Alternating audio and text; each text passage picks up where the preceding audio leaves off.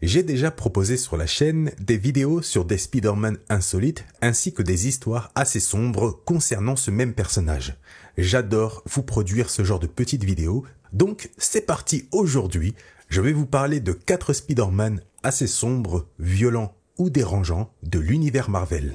Bonjour à tous, bienvenue sur la chaîne de l'Or.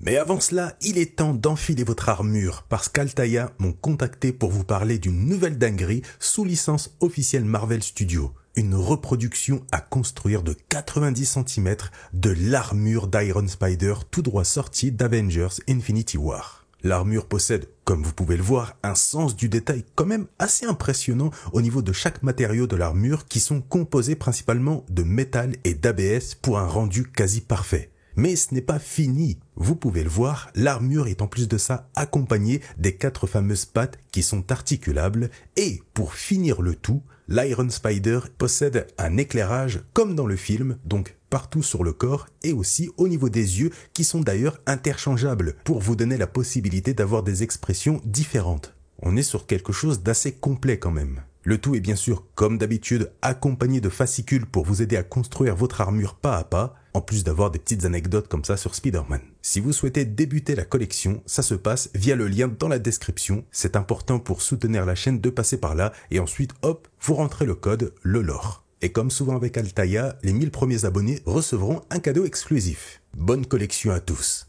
C'est parti. Je vous propose qu'on commence avec un Spider-Man assez dégueu. Alors, pour le contexte, je ne sais pas si vous avez vu ma vidéo sur le tueur de Spider-Man Morlun, n'hésitez pas à aller la voir, mais en gros, dans cette histoire, Peter s'est fait tuer par Morlun, puis a été ressuscité en acceptant l'offre de la divinité araignée. Eh bien, le contexte de cette histoire prend place à ce moment-là. Alors que Peter se trouve face à la divinité qui lui propose de revenir avec ses pouvoirs, Peter s'approche de la divinité puis lui arrache la tête en disant qu'il ne souhaite aucune faveur, mais surtout, il met en avant que s'il avait accepté l'offre, il serait devenu la marionnette de la divinité. Et ça, il refuse. Une fois la divinité morte, Peter erre dans un monde entre la vie et la mort, tandis que son corps mort est piégé dans un cocon. Sauf que de l'autre côté de la ville, un être a pu sentir la mort de Peter, le symbiote Venom, qui est actuellement avec le corps de Mac Gargan, l'ancien Scorpion. Alors qu'il est enfermé dans une prison, Venom commence à être agité, parce qu'ayant possédé Peter à l'époque en tant que premier hôte, il a créé un lien avec lui. Il a donc senti la mort de Peter contre Morlun. Mais surtout, il sent que le corps de Peter est désormais vulnérable. Rapidement et sans rien dire, Venom se détache entièrement du corps de Gargan, puis passe sous la porte de sa prison et se dirige vers le poste de sécurité. Venom tue l'un des gardes, puis prend possession du deuxième et quitte la prison.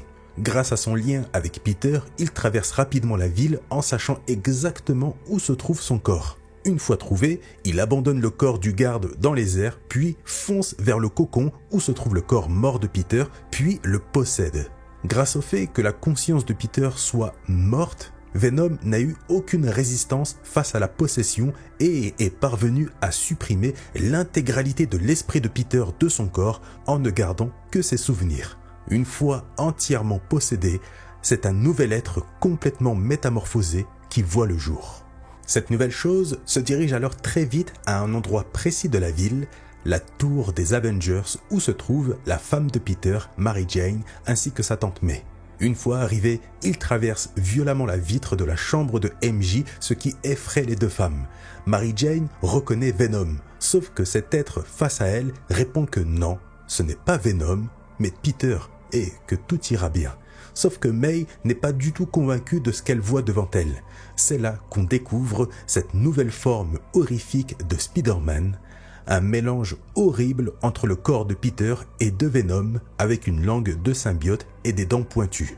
Tante May comprend direct que Venom a pris l'entière possession du corps mort de Peter, mais ce dernier répond qu'il est revenu sous cette forme dans le but d'emmener MJ avec lui pour vivre sa vie d'amour. Sauf que cette dernière refuse ses avances en disant qu'il n'est pas Peter mais Venom. Ce dernier corrige alors MJ en disant que Venom n'était rien, qu'il était faible et que désormais, étant entièrement lié à ce corps, il est un être bien plus évolué. Il propose alors à MJ que si elle ne peut pas l'appeler Peter, elle peut le nommer Poison. Il lui annonce ensuite qu'il va s'emparer d'elle pour lui faire la même chose qu'à lui pour qu'ils puissent vivre ensemble pour toujours. Mais cette dernière refuse, préférant être morte que de devenir cette chose. Poison répond alors que ça tombe bien, il a juste besoin de son corps qu'il pourra ressusciter à l'aide d'un symbiote. Au même moment, d'autres héros qui étaient dans la tour des Avengers, notamment Luke Cage et Logan, arrivent rapidement et attaquent Poison sans tarder. Mais le symbiote réussit sans aucun mal à contrer Wolverine, puis à l'aide d'un dard empoisonné qu'il sort de son poignet, il réussit à percer la peau de Luke et à l'empoisonner, ce qui n'est pas possible à la base. Mais avant que ça aille plus loin, MJ intervient en disant à Poison qu'elle accepte de venir si il ne fait de mal à personne. Poison est assez surpris, mais MJ assure qu'une fois possédée elle-même par un symbiote, elle fera tout pour faire de sa vie un enfer tout en évitant de l'aimer. En pleine réflexion, Poison décide finalement de disparaître en laissant MJ tranquille. Il se dirige alors dans un endroit très particulier, l'un des cimetières de la ville, et repère la tombe de Gwen Stacy, le premier amour de Peter. Je pense que vous savez ce qu'il va faire. Il va déterrer le corps en décomposition de Gwen et va le lier à un symbiote, ce qui va la faire ressusciter, a priori, sous une forme très proche du symbiote Carnage. Malheureusement, l'histoire se termine ainsi, donc on ne sait pas à quoi elle aurait pu ressembler. Partons désormais dans un registre moins dégueulasse mais plus violent avec le Spider-Man de la Terre 71-928. L'histoire concernant ce Spider-Man reste identique avec la morsure d'araignée, la découverte de ses pouvoirs, etc. Le changement intervient lorsque Peter se fait remarquer par un homme ayant assisté à son fameux match de catch. L'homme lui promet alors de gagner beaucoup d'argent tout en devenant célèbre à la télé. Peter décide d'accepter et se confectionne un tout nouveau costume de couleur noire avec non pas une araignée sur le torse, mais un gros crâne blanc. Bien sûr, personne, notamment son oncle et sa tante, sont au courant de sa vie de star costumée, puisque Peter fait le show à la télé en démontrant ses capacités sous le nom de Spider-Man. Mais un soir, après un show, un voleur cambriole le directeur de la chaîne. Peter, ayant été payé, refuse d'arrêter le voleur, mettant en avant que ce n'est pas à lui de faire ça, puisque ce n'est pas un super-héros. Sauf qu'en rentrant chez lui, il apprend par la police qu'une personne a tué son oncle Ben. Furieux, Peter se rend à l'endroit où la police est parvenue à retrouver le tueur. Une fois face à lui, Peter, enragé, attaque immédiatement le tueur qu'il reconnaît être l'homme ayant volé le directeur de la chaîne plus tôt. Et avec toute la haine en lui, Peter retourne l'arme à feu contre le tueur et le tue avec, sans aucune retenue. Sauf qu'au même moment, il est surpris par un photographe du Bugle. Son acte est alors découvert par tous les citoyens de la ville et le Spider-Man de la télé devient le Punisher Spider. Vous l'avez compris, sur cette terre, Peter est devenu le Punisher. À partir de là, il va malgré tout continuer à combattre le crime de manière assez violente. Il a notamment gardé l'arme à feu du tueur de l'oncle Ben, qu'il utilise par moments lors de ses combats contre ses adversaires, mais en évitant tout de même de tuer. Il va aussi se faire engager au Bugle grâce à ses photos. Classique. Sauf qu'au fil du temps, à force de battre ses adversaires, il se rend compte que ces derniers arrivent tout le temps à revenir pour faire du mal à des innocents. Il va alors modifier ses lanceurs de toile pour y intégrer 2 armes à feu qu'il va utiliser sans aucune pitié sur ses nombreux adversaires pour les éliminer une bonne fois pour toutes, ce qui va lui donner une mauvaise réputation dans les journaux. Malgré tout, en dehors de sa vie d'anti-héros, Peter continue de vivre sa vie et atterrit à l'université où il rencontre son coloc de chambre Harry Osborn et tombe amoureux de Gwen Stacy. Sauf qu'un jour, lors d'un affrontement avec le bouffon vert, ce dernier réussit à le démasquer. Peter parvient à finalement le battre et à le démasquer à son tour et découvre le père de son ami Harry en dessous. Il décide alors de ne pas le tuer, mais erreur de sa part. Parce qu'en croyant bien faire pour une fois, plus tard, le bouffon, connaissant désormais son identité, s'est attaqué à son entourage en enlevant Gwen Stacy. Comme dans l'histoire originale, Peter parvient à retrouver le bouffon et Gwen Stacy en haut du pont de Brooklyn. Mais cette fois-ci, le Punisher Spider n'hésite pas et tire avec son arme directement dans le cœur du bouffon qui tombe du pont et lâche en même temps Gwen. Spider-Man utilise alors rapidement sa toile pour rattraper Gwen qui tombe malgré tout assez violemment. il réussit par la même occasion à rattraper le corps sans vie du bouffon. Il se dirige ensuite rapidement vers Gwen en priant qu'elle respire encore et miracle, cette dernière se réveille. Une fois à l'hôpital, Peter avoue tout à Gwen concernant son identité et ce qu'il a fait. Par chance, Gwen, qui aime vraiment Peter, l'accepte malgré tout. Voyant que malgré la mort de son oncle Ben et toutes les horreurs qu'il a fait en tuant des gens, Peter se rend malgré tout compte de la dangerosité pour ses proches d'être un super-héros, ou du moins un anti-héros. Il décide alors d'en finir avec sa vie d'anti-héros en arrachant son costume et en abandonnant le chemin de la violence et de Spider-Man pour celui de l'amour et se marie avec Gwen Stacy. Franchement, j'adore ce Spider-Man. Et surtout son costume, il est magnifique. Allons désormais sur un tout autre registre avec le Spider-Man de la Terre 2149. Bon, l'origine du personnage est similaire au Spider-Man de base, donc pas besoin de revenir dessus. Le début est très particulier, puisqu'il fait apparaître le célèbre personnage de Ash William des films Evil Dead dans cette réalité après avoir voyagé à travers différentes dimensions et ayant atterri accidentellement dans celle-ci. Il prévient alors les gens de cette réalité qu'un malheur va s'abattre sur eux. Les Avengers interviennent et font appel à Spider-Man pour l'emmener en prison. Mais alors que Peter se trouve dans les airs avec Ash, il découvre le malheur dont ce dernier parlait. Un Sentry zombifié d'une autre réalité ayant été envoyé sur cette terre débute un massacre en infectant tous les héros proches de lui. Peter et Ash parviennent donc à s'enfuir très vite en évitant le bordel, mais ils sont rattrapés par un Captain Zombie qui réussit à mordre Peter qui s'écrase ensuite au sol. Alors que Ash est à deux doigts de se faire dévorer, Peter, qui a l'air d'être devenu l'un d'entre eux, souhaite dévorer Ash seul, ce que les Avengers zombies acceptent finalement. Mais une fois seul à seul, Ash attaque Spider-Man, mais Peter révèle qu'il est en réalité encore humain et pense que l'infection a été stoppée par ses pouvoirs d'araignée. Mais en voyant le bordel provoqué en ville par l'infection, Peter décide de laisser Ash derrière lui pour aller mettre Mary Jane et May en sécurité. Une fois arrivés chez lui, en les trouvant saines et sauves, il leur annonce avoir été mordu par le Capitaine zombifié et qu'elles doivent très vite quitter la ville.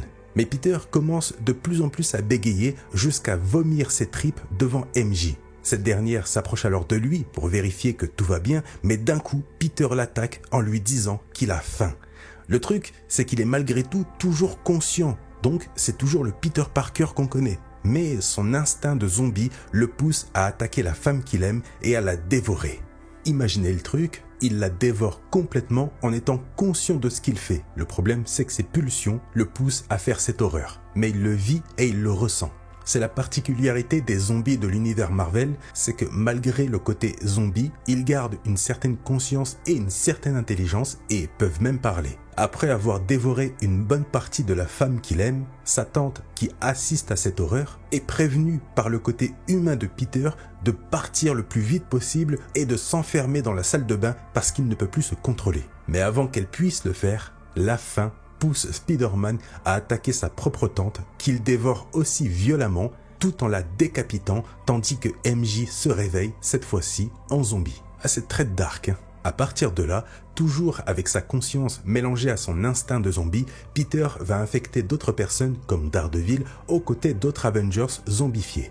Je ne vais pas en dire plus parce qu'à la manière de Decide, j'aimerais beaucoup vous raconter l'histoire de Marvel Zombie, donc n'hésitez pas à me donner votre avis dans les commentaires. Mais il était important de mettre ce Spider-Man dans cette vidéo parce qu'il est quand même assez sombre, on va dire ça comme ça, et dégueulasse. Surtout que je n'en ai pas parlé, mais par exemple pour se balancer en tant que zombie, il utilise non pas ses lanceurs de toile, mais ses propres veines et ses artères, ceux qui forment une toile. On est d'accord, c'est vraiment dégueulasse. On termine avec un dernier Spider-Man, là par contre complètement cool.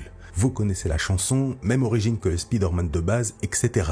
La chose qui va tout changer se trouve durant l'événement du fameux costume noir symbiotique. Peter n'est pas conscient que son costume noir est en réalité le symbiote Venom, ce qui engendre pour lui de nombreux cauchemars, en plus de le rendre de plus en plus colérique et violent. Un jour, il va jusqu'à blesser MJ durant son sommeil. Un événement qui pousse Peter à consulter Reed Richards afin de déterminer si le costume peut être à l'origine de son comportement.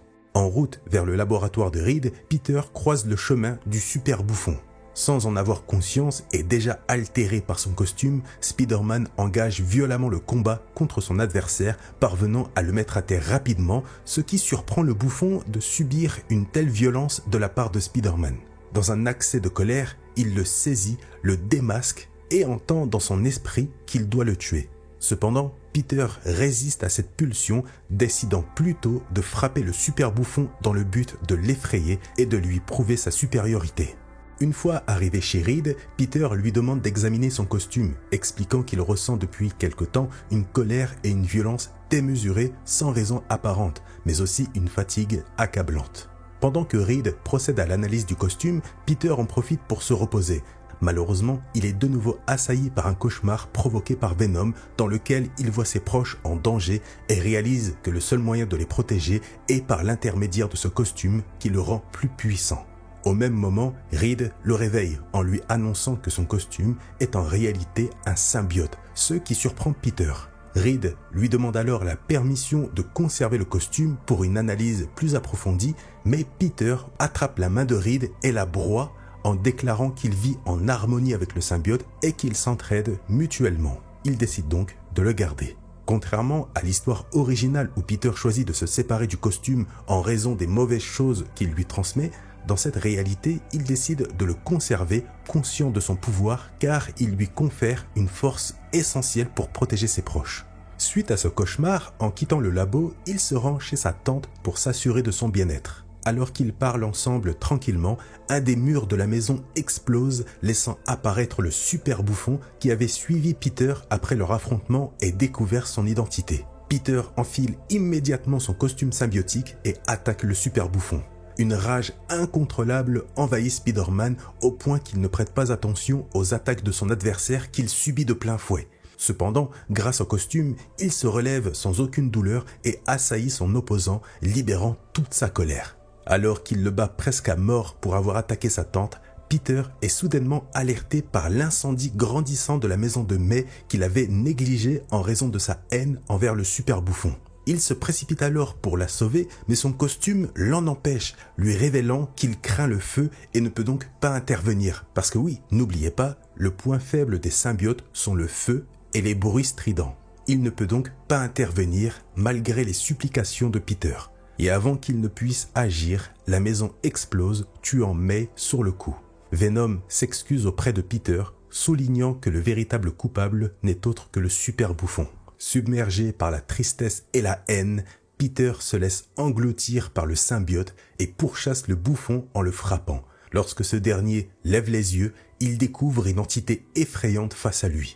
Une nouvelle incarnation horrifique de Spider-Man revêtue du costume noir, contrôlé non pas par Peter, mais par Venom. Il saisit alors la tête du super bouffon et l'écrase à la seule force de ses mains. Il prend ensuite la fuite, laissant le corps pendu en pleine rue. Je sais que vous aimez ce Spider-Man. Personnellement, je l'aime énormément et sachez qu'il y a de la suite avec lui. Donc, si ça vous plaît, je vous réserve une vidéo complète sur l'histoire de ce Spider-Man. Merci à tous d'avoir suivi cette nouvelle vidéo sur la chaîne de Lore. On n'oublie pas le petit like, ça récompense le travail fourni et ça aide beaucoup la chaîne. Le commentaire pour me donner votre avis sur les Spider-Man présentés dans cette vidéo. Sur ce, je vous laisse et je vous dis à une prochaine sur la chaîne de Lore.